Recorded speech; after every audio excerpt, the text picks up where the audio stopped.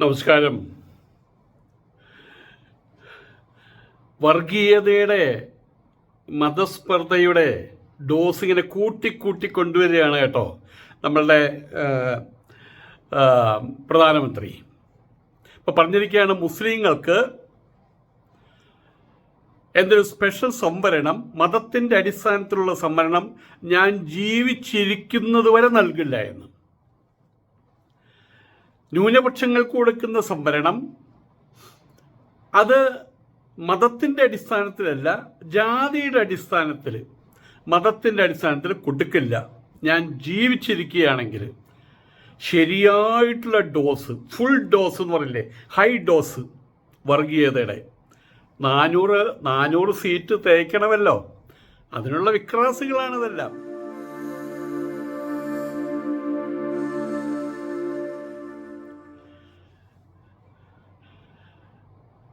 പ്രധാനമന്ത്രി മോഡിയുടെ ഭീഷ്മ ശപഥം,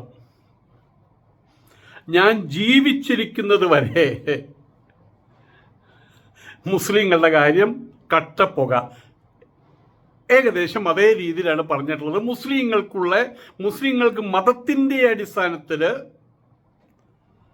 സംവരണം നൽകില്ല, ഞാൻ ജീവിച്ചിരിക്കുന്നിടത്തോളം കാലം. അതിനുശേഷം അത് എന്തായാലും കുഴപ്പമില്ലല്ലോ. അതിനുശേഷം പ്രളയമാണല്ലോ. അപ്പം അതിൻ്റെ കാര്യം നമുക്കിവിടെ ബോധേടാവേണ്ട ആവശ്യമില്ല. ഞാൻ ജീവിച്ചിരിക്കുന്നിടത്തോളം കാലം മുസ്ലിങ്ങളുടെ കാര്യം അപ്പോൾ തീരുമാനമായും സാരം. 400 സീറ്റ് തേക്കണമല്ലോ. അതുകൊണ്ട് തന്നെ ഓരോ ദിവസം കൂടുന്തോറും BJP-ക്കാരുടെയും എസ്പെഷ്യലി മോഡിയുടെയും അമിത്ഷായുടെയൊക്കെ മനസ്സിൽ തീ പടരുകയാണ്. 400 സീറ്റ് ആണ് ടാർഗറ്റ്. ആ ടാർഗറ്റ് വെച്ചിരിക്കുകയാണ്. അതിൽ നിന്ന് ഒരു സീറ്റ് കുറഞ്ഞു കഴിഞ്ഞാൽ ഒരു സീറ്റ് കുറഞ്ഞല്ലോ എന്ന് നാട്ടുകാർ പറയും. പക്ഷേ കോൺഗ്രസ്സുകാരെന്താ പറഞ്ഞിട്ടുള്ളത്? കിട്ടിയതുകൊണ്ട് ഓണം. അവർക്ക് 40 സീറ്റ് കിട്ടുന്നതാണ് പറയുന്നത്. ചിലർ പറഞ്ഞ് 20 സീറ്റേ കിട്ടുള്ളൂ എന്ന്. അപ്പോൾ അവരെ സംബന്ധിച്ചിടത്തോളം വേവലാതിപ്പെടേണ്ട ആവശ്യമില്ല. ഇവരെന്തല്ല സ്ഥിതി, ഞങ്ങൾക്ക് 400 സീറ്റ് എന്ന് പറയാൻ തുടങ്ങിയിട്ട് ഇപ്പം മാസം 1 ആയതുകൊണ്ട് തന്നെ ആ 400 സീറ്റ് തികയ്ക്കുക എന്നുള്ള വലിയൊരു കടമ്പ അത് ചാടിക്കടക്കാൻ വേണ്ടിയിട്ട് അവരുടെ ലക്ഷ്യം അവർ നിശ്ചയിച്ചു കഴിഞ്ഞു. 400 സീറ്റ്. ഇനി വഴിയും മാർഗവുമല്ലേ. ഏത് തരത്തിലുള്ള വിക്രാസ് കാണിച്ചിട്ടായാലും, ഏത് തരത്തിലുള്ള മ്ലേച്ഛത്തരം കാണിച്ചിട്ടായാലും, വഴിയും മാർഗവും എന്തായാലും 400 സീറ്റ് എന്ന് പറയുന്ന ലക്ഷ്യത്തെ പ്രാപിക്കുക എന്നുള്ളതാണ്. വഴിയും മാർഗവും പ്രശ്നമല്ല. ധർമ്മത്തിലൂടെ ധർമ്മം, അതല്ല. ധർമ്മമാണ് ടാർഗറ്റ്. അതിലെ വഴിയും മാർഗവും അത് അധർമ്മത്തിലൂടെ ആകാം, അത്രമാത്രം. അധർമ്മത്തിൻ്റെ കഞ്ചുകം അണിഞ്ഞുകൊണ്ട് ധർമ്മത്തെ പ്രാപിക്കാം. അങ്ങനെ ഒരു തിയറി. ആ തിയറി എത്രത്തോളം ശരിയാണെന്ന് അറിയില്ല. ഏതായാലും നമ്മുടെ ധർമ്മപുരാണങ്ങളിലൊന്നും ധർമ്മഗ്രന്ഥങ്ങളിലൊന്നും അങ്ങനെ എഴുതി വച്ചിട്ടില്ല. വഴിയും മാർഗവും സത്യസന്ധമാകണം.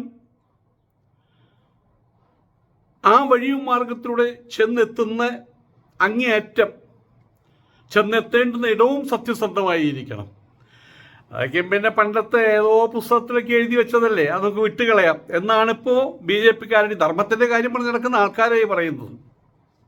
തെലങ്കാനയിലെ പ്രധാനമന്ത്രി കോൺഗ്രസിനെതിരെ വിമർശനം എന്നുള്ള രീതിയിലാണ് ഇത് പറഞ്ഞിട്ടുള്ളത്. ദക്ഷിണേന്ത്യയിൽ വലിയ രീതിയിലുള്ള അപകടം ദർശിക്കുകയാണ് അവർ. തെലങ്കാനയിൽ സീറ്റ് കിട്ടില്ല. കർണാടകത്തിൽ എന്തെങ്കിലും കിട്ടിയാലായി മുഴുവൻ കിട്ടിയിരുന്നതാണല്ലോ. ഇതുപോലെ തന്നെ തമിഴ്നാട്ടിലെ, കേരളത്തിലെ വട്ടപൂജ്യം. ഇത് വലിയൊരു തരത്തിൽ. മഹാരാഷ്ട്രയിലെ സ്ഥിതിയും അപകടകരം, ബംഗാളിലെ സ്ഥിതി അപകടകരം. കർഷകന്മാരുമായിട്ടുള്ള ശണ്ടയുടെ പേരിൽ ഉത്തരേന്ത്യയിലെ പല ജില്ലകളുടെ കാര്യവും കട്ടപ്പുക ആയതുകൊണ്ട് തന്നെ വലിയ വേവലാതി ഉൾക്കൊണ്ടുകൊണ്ട് 400 സീറ്റാണ് ടാർഗറ്റായിട്ട് പ്രഖ്യാപിച്ചതെങ്കിലും ഇന്ന് പുള്ളിലിരിപ്പ് അതിൻ്റെ പകുതി 200 സീറ്റ് കിട്ടണേ എന്നായിട്ടുണ്ട്. അതുപോലെ ഒരുപാട് റിപ്പോർട്ടുകൾ വരുന്നുണ്ട്. ഉത്തരേന്ത്യ പലപ്പോഴും ചതിയുടെ സ്വരൂപം കാണിക്കുന്നവരാണ്. ഇന്ദിരാഗാന്ധി ആണ് ഇന്ത്യ, ഇന്ത്യയാണ് ഇന്ദിരാഗാന്ധി, ഇന്ദിരാഗാന്ധി ദുർഗയാണ് എന്നൊക്കെയും പറഞ്ഞ് പരത്തിയിരുന്നൊരു കാലഘട്ടത്തിൽ, പ്രത്യേകിച്ച് അടിയന്തരാവസ്ഥയും അടിയന്തരാവസ്ഥയ്ക്ക് ശേഷവും ഇലക്ഷൻ നിൽക്കുന്ന സമയത്ത് അവിടെയുള്ള എല്ലാ ഇൻ്റലിജൻസ്, എല്ലാ വിഭാഗങ്ങളും, എല്ലാ അത്ഭുതങ്ങളും പറഞ്ഞു ധൈര്യമായിട്ട് നിന്നോളൂ, എതിരെ നിൽക്കുന്ന ആളെ കെട്ടിവെച്ച പണം പോകുന്നു. എതിരെ നിൽക്കാൻ ആരും തയ്യാറായില്ല. അത് വേറൊരു കാര്യം. അന്ന് ജനസംഘമോ BJP മറ്റുണ്ടായിരുന്നു, അവർ പോലും തയ്യാറായില്ല. ജനതാ പാർട്ടിക്ക് ഉണ്ടായിരുന്നു, തയ്യാറായില്ല. അവസാനം ആരും അറിയാത്ത, എവിടെയും പേര് കേൾക്കാത്തൊരു ഗുസ്തിക്കാരനെ കൊണ്ട് നിർത്തി അവിടെ. എന്തിനു പറയുന്നു, അടി ജയിച്ചു. അതൊരു ചതിയുടെ സ്വരൂപം എന്നാണ് പറഞ്ഞത്. അതായത് വെള്ളിടി വെട്ടുക എന്ന് പറയില്ല, തലയിൽ എപ്പോഴാണ് വെട്ടുകയെന്ന് അറിയില്ല എന്ന പോലെയായിരുന്നു. അപ്പോൾ ഉത്തരേന്ത്യയുടെ സ്വഭാവം അതാണ്. ദക്ഷിണേന്ത്യ പിന്നെ പ്രഖ്യാപിതമാണ്. മൂർഖം പാമ്പിനെ പോയിട്ട് നമ്മൾ മൂർഖം പാമ്പിനോട് കളിക്കരുത്, കൊത്തി കഴിഞ്ഞാൽ വിഷം ഉണ്ടാകും, വിഷം കയറിയ ആൾ ചാവും. അതിൻ്റെ മൂർഖം പാമ്പ് പത്തി വിടർത്തി കഴിഞ്ഞാൽ അതിൻ്റെ അർത്ഥം എന്താ, ഇത് ഇങ്ങനെ എടുക്കണ്ട. അതുപോലെ കാലാകാലങ്ങളായിട്ട് പത്തി വിടർത്തി നിൽക്കുകയാണ് ദക്ഷിണേന്ത്യ. BJPക്ക് അതൊരു ബാലികേറ മലയാണ്. ആയതുകൊണ്ട് തന്നെ ഇവിടെ വരുന്ന സമയത്ത് ഇവിടെയും ചില ഉത്തരേന്ത്യൻ രീതികൾ പ്രയോഗിച്ചു നോക്കുകയാണ്. എന്താണ് ഉത്തരേന്ത്യൻ രീതികൾ? മുസ്ലിങ്ങളെ അപഹസിക്കുക, മുസ്ലിങ്ങളെ അടിച്ചു താഴ്ത്തുക, മുസ്ലിങ്ങളെ പാർശ്വവൽക്കരിക്കുക, നമ്മളെല്ലാം ഹിന്ദുക്കൾ. ഇതാണ് അവരുടെ സ്ലോഗൻ, ഇതാണ് അവരുടെ ശ്ലോകം, ഇതാണ് അവരുടെ മുദ്രാവാക്യം. ഇതുകൊണ്ട് സന്തോഷിക്കുന്ന ആളുടെ വോട്ട് കിട്ടിക്കഴിഞ്ഞാൽ ജയിച്ച് കയറാം എന്നാണ് അവരുടെ മനോഗതം എന്നുള്ളതിൽ തെറ്റു പറയാൻ കഴിയില്ല. കഴിഞ്ഞ പ്രാവശ്യം 30% വോട്ട് കൊണ്ടല്ലേ, ഏകദേശം 30 വോട്ട് കൊണ്ടല്ലോ അധികാരത്തിൽ കയറിയത്. അത് ഈ ഹിന്ദുത്വവാദികളുടെ വോട്ട്. അപ്പം അവരെ ഇങ്ങനെ ത്രസിപ്പിച്ച് നിർത്തണം, അവരുടെ മനോഗതത്തെ എപ്പോഴും മൊബിലൈസ് ചെയ്ത് നിർത്തണം. അതിനുള്ള മാർഗം എന്താ?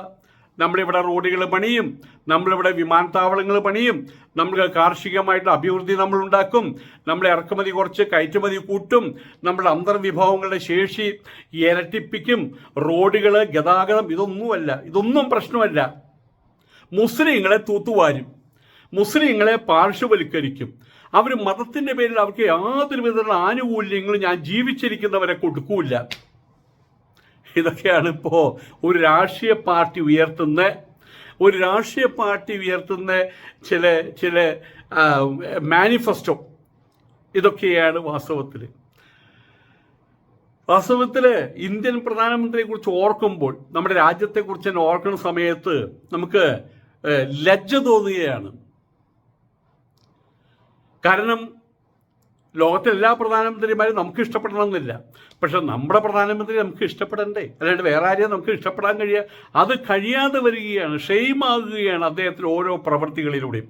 വിദ്വേഷ പ്രചരണത്തിനും ആക്രമണത്തിനും അടിച്ചമർത്തലുകൾക്കുമെതിരെ അടിയുറച്ച വർഗബോധത്തിൽ അധിഷ്ഠിതമായിട്ടുള്ള സമരപ്രസ്ഥാനം ഉയർന്നു വരിക തന്നെ ചെയ്യും.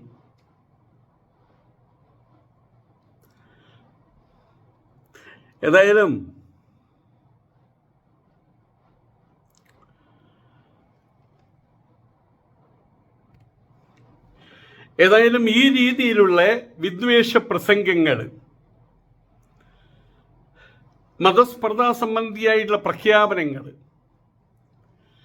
പ്രധാനമായിട്ടും മുസ്ലിങ്ങളെ മൂലക്കിരുത്താൻ വേണ്ടിയിട്ടുള്ള ശ്രമത്തിൻ്റെ ഭാഗമായിട്ട് നടത്തുന്ന വാചാടോപങ്ങൾ,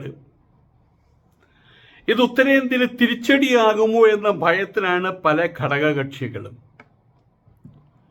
പ്രത്യേകിച്ചും ബീഹാറിലെ NDA സഖ്യകക്ഷികൾ. ഉത്തരേന്ത്യയിൽ പലയിടത്തും 20-25% വരെ ചില ഇടങ്ങളിൽ, ആവറേജ് 17-18% വരുന്ന മുസ്ലിങ്ങൾ, അവർ പലയിടങ്ങളിലും അവരുടെ ശതമാനം ഡിസ്ട്രിക്ട് വൈസ് നോക്കുമ്പോൾ 25-30% ഉയർന്നു നിൽക്കുന്ന സ്ഥലങ്ങളുണ്ട്. അത്തരം സ്ഥലങ്ങളിലൊക്കെ തോൽവി മണക്കാൻ അവർ തോൽവിയുടെ ഗന്ധം ആഞ്ഞടിക്കുകയാണ്. അതുകൊണ്ട് തന്നെ NDA സഖ്യകക്ഷികൾ വലിയ ബുദ്ധിമുട്ടിലാണ്. കാര്യം പറയാൻ അവർക്ക് ശേഷിയുമില്ല.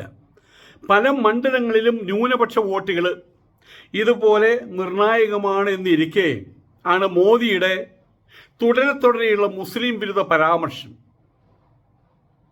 അതിപ്പോൾ എതിർകക്ഷികൾ കോൺഗ്രസ് ആയുധമാക്കിയിരിക്കുകയാണ്. ഇവിടെ നമ്മൾ കാര്യം മനസ്സിലാക്കേണ്ടത്, ഇന്ത്യയിൽ വോട്ടിംഗ് ശതമാനം കുറഞ്ഞു വരികയാണ്. കേരളത്തിലെ വോട്ടിംഗ് ശതമാനം നമ്മൾ കണ്ടതാണ്. അതിൻ്റെ കാര്യകാരണങ്ങൾ എന്താണ്? ഇതിലൊന്നും വിശ്വാസമില്ലാത്തൊരു സാഹചര്യം. ഞാൻ എന്തിനാ വോട്ട് ചെയ്യാൻ പോണേ? എന്നോട് പലരും പറഞ്ഞിട്ടുണ്ട്, വോട്ട് ചെയ്തിട്ട് നമുക്ക് എന്താ ഗുണം? വോട്ട് വാങ്ങിച്ചു കൊണ്ടുപോകുന്ന ആൾക്കാർ രാഷ്ട്രീയം ഒരു ബിസിനസ്സായിട്ട് മാറിയില്ലേ? ഞാൻ തുറക്കുന്ന പെട്ടിപ്പിടിക്ക് വേണ്ടി നാട്ടുകാരോട് സഹായം അഭ്യർത്ഥിക്കുന്നത് ശരിയാണോ? അവരുടെ പെട്ടിപ്പിടിയെ തുറക്കുകയല്ലേ? അതിന് ഞാൻ എന്തിനാ ഈ പേരും കൊണ്ട് വോട്ട് ചെയ്യാൻ പോണേ? പൊതുവേ രാഷ്ട്രീയത്തോടൊരു അവജ്ഞ ഇത് ഉത്തരേന്ത്യയിലുമുണ്ട്. പാകിസ്ഥാനിലേക്ക് വോട്ടിംഗ് ശതമാനം 40-45 എന്നൊക്കെയാണ് കേൾക്കുന്നത്. ഉത്തരേന്ത്യയിലും ഈ പ്രശ്നമുണ്ട്. അതേ സമയത്ത് ഉത്തരേന്ത്യയിലെ മുസ്ലിങ്ങൾ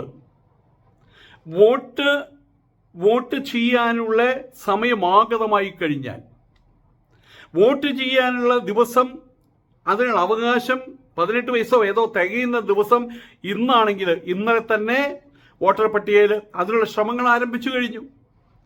കാരണം അവർക്ക് ഭയമുണ്ട്. ആയതുകൊണ്ട് തന്നെ ഉത്തരേന്ത്യയിലുള്ള സകല മുസ്ലിങ്ങളും, വോട്ടവകാശമുള്ള സകല മുസ്ലിങ്ങളും ആരും വന്ന് ചോദിക്കാതെ തന്നെ ആ സമയമാകുമ്പോൾ ചെന്ന് വോട്ട് ചെയ്യും. ഇതുവരെ ഇല്ലാത്ത രീതിയിലുള്ള സ്ട്രെങ്ത് മുസ്ലിം സമുദായത്തിന് സ്വാഭാവികമായിട്ടുണ്ടാകും. കാരണം അവർക്ക് വേവലാതികളുണ്ട്, അവരുടെ ഉള്ളിൽ, അവരുടെ നെഞ്ചകത്ത് നെരിപ്പോടുണ്ട്. ആയതുകൊണ്ട് തന്നെ ഈ സമ്മതിദാനാവകാശം അവർക്കൊരു തമാശയല്ല. ഞാൻ വോട്ട് ചെയ്യാനൊന്നും പോകുന്നില്ല, എൻ്റെ കാലം ഒരു മുള്ളു തറച്ചു നടക്കാൻ വയ്യ എന്ന് പറയുന്നവരെല്ലാവരും ഹാർട്ട് ഓപ്പറേഷൻ കഴിഞ്ഞ് കിടക്കുന്ന ഒരു മുസ്ലിം ആണെങ്കിലും വോട്ട് ചെയ്യാൻ പോകും. കാരണം എന്താണ്? ഹാർട്ട് ഓപ്പറേഷൻ കഴിഞ്ഞാൽ ജീവിക്കാമല്ലോ. പക്ഷെ BJPക്കാർ വന്നാൽ ആ ഒരു കാര്യവും നമുക്ക് ഉറപ്പ് പറയാൻ കഴിയാത്ത സാഹചര്യം. എവിടെ വെച്ചിട്ടാണ് എല്ലാവരും കൂടി തല്ലുമില്ലെന്നറിയില്ല. ആ ഒരു സാഹചര്യം ഇവിടെ നിലവിലുള്ളത്. അതിന് അനുരൂപമായിട്ടുള്ള പ്രഖ്യാപനങ്ങളാണ് നടക്കുന്നത്.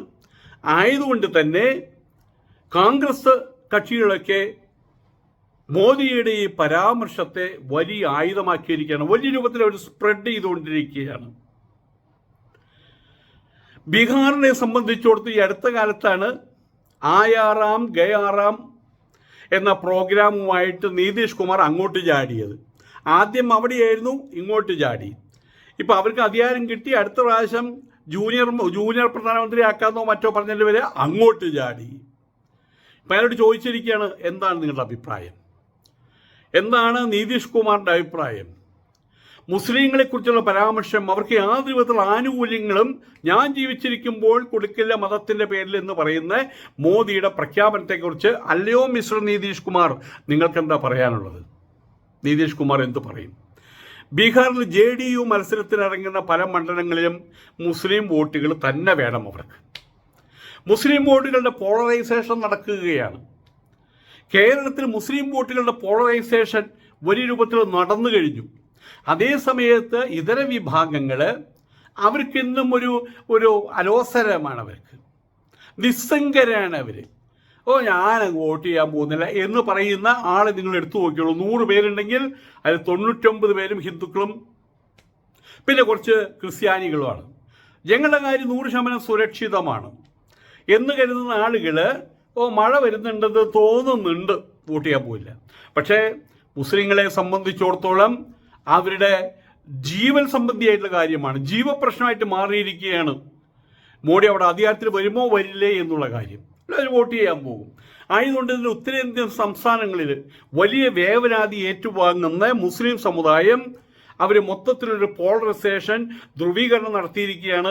ആയതുകൊണ്ട് തന്നെ അവരെ ഭയപ്പെടേണ്ടതുണ്ട്, അവരെ വോട്ടിനെ ഭയപ്പെടേണ്ടതുണ്ട്. ഇത് കൃത്യമായിട്ട് അറിയാവുന്ന നരേന്ദ്രമോദി അവരുടെ വോട്ട് കിട്ടില്ലെന്നുള്ള കാര്യം ഉറപ്പാണ്.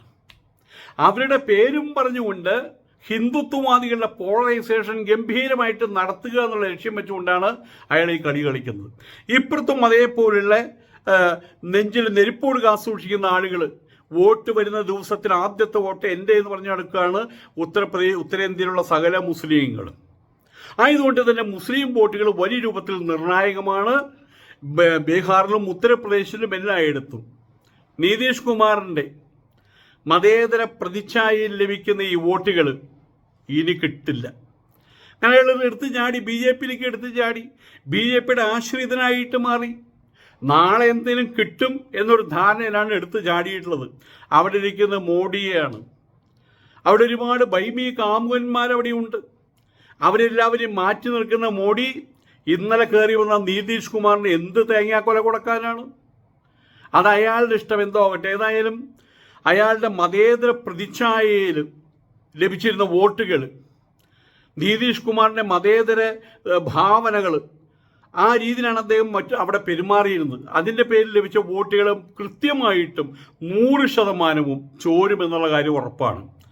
അവിടെയുള്ള BJP സ്ഥാനാർത്ഥികൾക്ക് ആ വേവലാതിയുണ്ട്. മോദിയുടെ പരാമർശം ഇന്ത്യ സഖ്യത്തിന് വലിയ രൂപത്തിൽ അനുകൂലമാകാൻ പോവുകയാണ്. കേരളത്തിൽ തന്നെ കേരളത്തിലും തമിഴ്നാട്ടിലും കർണാടകത്തിലും വലിയ രൂപത്തിൽ ഇത് ആയുധമാക്കി മാറ്റുകയും ചെയ്തിട്ടുണ്ട് എല്ലാവരും. ഈ പരാമർശം INDIA ഇന്ത്യ സഖ്യത്തിന് അനുകൂലമായി ന്യൂനപക്ഷ ധ്രുവീകരണത്തിന് കാരണമാകും എന്ന കാര്യത്തിൽ യാതൊരു സംശയവുമില്ല. അതാണ് JDUവും LJPയും ഒക്കെ ഭയപ്പെടുന്നത്, സഖ്യകക്ഷികൾ ഭയപ്പെടുന്നത്, മൊത്തത്തിൽ BJP ഭയപ്പെടുന്നത്, മൊത്തത്തിൽ മോഡി ഭയപ്പെടുന്നത്, മൊത്തത്തിൽ അമിത്ഷാ ഭയപ്പെടുന്നത്. അവരെ സംബന്ധിച്ചിടത്തോളം ഈ ഇലക്ഷനിൽ നിക്കക്കള്ളിയില്ലാത്തൊരവസ്ഥ വന്നു കഴിഞ്ഞാൽ ഇന്ത്യയിൽ തന്നെ അവരുടെ സ്ഥാനം എന്താകും എന്നുള്ളതിനെ കുറിച്ച് അവർക്ക് വേവലാതിയല്ല, ഭയമുണ്ട് എന്നുള്ളതാണ്. കാരണം അതുപോലെയുള്ള കാര്യങ്ങൾ അവർ ചെയ്തു വെച്ചിട്ടുള്ളത്. ഒരിക്കലും ചെയ്യാൻ പാടില്ലാത്ത, സുപ്രീം കോടതി പോലും വിമർശിച്ചിട്ടുള്ള, ഇലക്ഷൻ സമയത്ത് കക്ഷികളുടെ പൊളിറ്റിക്കൽ പാർട്ടികളുടെ നേതാക്കന്മാരെ പിടിച്ച് ജയിലിൽ കൊണ്ടിടുക, അതും സാധാരണക്കാരല്ല, പൊളിറ്റിക്കൽ പാർട്ടിയുടെ നേതാവ്, രാജ്യം ഭരിക്കുന്ന മുഖ്യമന്ത്രി, അവരെ പിടിച്ച് ജയിലിൽ കൊണ്ടിടുക. അപ്പം അതിൻ്റെ പുറകിൽ ഇത്രയും എടുക്കുക, കുടിക്കുക, മരിക്കുക എന്ന് പറഞ്ഞ പോലെ ഇത്രയും വലിയൊരു നിയമ നടപടി, നിയമത്തിൻ്റെ ഇംപ്ലിമെൻറ്റേഷൻ നടപ്പാക്കേണ്ട ആവശ്യകത എന്തെന്ന് ഇന്ത്യൻ സാഹചര്യം വെച്ചിട്ട്, ഇതുവരെയുള്ള സാഹചര്യം വെച്ച് ഭൂതകാലത്തെ പരാമർശിച്ചുകൊണ്ട് സുപ്രീം കോടതി പോലും ചോദിച്ചിരിക്കുകയാണ്. പക്ഷേ ചെയ്യാതിരിക്കാൻ നിർവാഹമില്ല. കാരണം എന്താണ്? ഭയമാണ്. BJPക്ക് ഭയമാണ്. ഇനിയും ശക്തമായ രീതിയിലുള്ളൊരു മാൻഡേറ്റ് കിട്ടിയില്ലെങ്കിൽ തങ്ങളുടെ ഗതി എന്താകും? 3 പ്രാവശ്യം മാൻഡേറ്റ് കിട്ടിയിട്ട് ഭരിച്ച് തിമിർത്ത് ഭരിച്ച് തകർത്ത് ഭരിച്ച് ഇനിയൊരു ഇന്ത്യ, നല്ലൊരു ഇന്ത്യ അടുത്ത തലമുറയെ കൊടുക്കാത്ത അവസ്ഥ സൃഷ്ടിച്ചു വെച്ച് എനിക്ക് ശേഷം പ്രളയം, അദ്ദേഹത്തിൻ്റെ കാലഘട്ടം കഴിഞ്ഞാൽ പറഞ്ഞ മോഡിജിയുള്ള കാലഘട്ടത്തിൽ എന്തായിരുന്നു എന്ന് പറയുന്ന രീതിയിൽ എല്ലാത്തിനെയും തകർത്ത് തരിപ്പണാക്കിയിട്ട് കൊടുത്തിട്ട് ഞാൻ അങ്ങ് പോകും. ഇതാണ് അങ്ങനെ സ്വപ്നം. എവിടേക്ക്? ഹിമാലയത്തിലെ ഗുഹയിൽ തപസ്സിരിക്കാൻ. അവിടെ ഗുഹയുണ്ടാക്കി വെച്ചിട്ടുണ്ട്. അവിടെ പോയിട്ട് ഇരിക്കാനുള്ള അതാണ് ലക്ഷ്യം. അപ്പം അതിനു മുമ്പ് ഒരു 3 മാൻഡേറ്റ് തയ്ക്കണം, 15 വർഷം തയ്ക്കണം. അപ്പം അതിന് കഴിയാതെ വന്നാൽ, ഇടയ്ക്ക് വെച്ച് ഒരു വിഘാതം വന്നാൽ ഇതുവരെ ഉണ്ടാക്കിയ അവരുടെ BJPയുടെ സാമ്രാജ്യം അത് ചീട്ടുകൊട്ടാരം പോലെ തകരും. ലോകത്തിൻ്റെ മുമ്പിൽ അദ്ദേഹം ഫേസ് പൗഡർ ഇട്ട് കാണിച്ച് അദ്ദേഹത്തിന് ഡെക്കറേറ്റഡ് ആയിട്ടുള്ള മുഖം, ഇതാണല്ലേ ആ മുഖം എന്ന് ലോകം വിലയിരുത്തും. ആയതുകൊണ്ട് നല്ല ഭയമുണ്ട്. ആ ഭയത്തിൽ രക്ഷ നേടാൻ വോട്ടുകൾക്കായിട്ട് കണ്ട വൃത്തികെട്ട തന്ത്രമാണ്, ഒരിക്കലും അംഗീകരിച്ചു കൊടുക്കാൻ കഴിയാത്ത തന്ത്രമാണ് മതസ്പർദ്ധ പടർത്തുക, ജാതി വിരോധം പടർത്തുക, വർഗീയ വിദ്വേഷം പടർത്തുക. ഇതൊക്കെ ചെയ്യുന്ന ആരാ? മതത്തിൻ്റെ ആളുകളും വർഗീയതയുടെ ആളുകളും ജാതിയുടെ ആളുകളും. അവരൊക്കെയല്ലേ തീവ്രവാദം എന്നൊക്കെയും പറഞ്ഞൊക്കെയും ചെയ്യാറുള്ളത്. അവരാണ് ചെയ്യുന്നതെന്നല്ലേ എല്ലാവരും പറഞ്ഞിരുന്നത്. ഇപ്പം ചെയ്യുന്ന ആരാ? ഇന്ത്യ ഭരിക്കുന്ന പ്രധാനമന്ത്രി എന്താ ചെയ്യേണ്ടത്? മതസ്പർദ്ധാ വിശേഷങ്ങൾ, ജാതിസ്പർദ്ധാ വിശേഷങ്ങൾ, വർഗീയതകൾ ഇല്ലാതാക്കി മാറ്റേണ്ടുന്ന ആളാണ് അവിടെ ഇരിക്കുന്നത്. അദ്ദേഹമാണ് ഇതൊക്കെ ചെയ്യുന്നത്. സുപ്രീം കോടതി പോട്ടെ, അത് പറയുന്നില്ല. ഇലക്ഷൻ കമ്മീഷൻ പോലും നമ്മൾ പാടത്ത് കൊണ്ട് കുത്തി നിർത്തിയിട്ടില്ലേ മനുഷ്യ കോലങ്ങൾ. ഇങ്ങനെ എന്തെങ്കിലും പ്രതികരിക്കൂ? അങ്ങനെ പേക്കോലങ്ങളായിട്ടിരിക്കുകയാണ്, പ്രതികരിക്കാൻ കഴിയാതെ നോക്കുകുത്തികളായിട്ടിരിക്കുകയാണ് ഇവിടെ ഇലക്ഷൻ കമ്മീഷൻ. ഇത്തരണത്തിൽ ഞാൻ ഓർത്തു പോകുന്ന ഒരാളുണ്ട്. കേരളീയനാ, പാലക്കാട്ടുകാരനാ, TN ശേഷൻ. അദ്ദേഹം ഉണ്ടായിരുന്നെങ്കിൽ മോഡി ഈ ഇലക്ഷനിൽ മത്സരിക്കില്ലായിരുന്നു. ശേഷൻ പോയി. ബാക്കിയുള്ളവരൊക്കെ ശേഷന് ശേഷമുള്ള ആൾക്കാർ. He was wise. T N. Seshan he was wise. ഇപ്പോഴോ എവറി വൺ ഈസ് അതർവൈസ് ആണ് ഇപ്പോഴത്തെ സ്ഥിതി. നമസ്കാരം.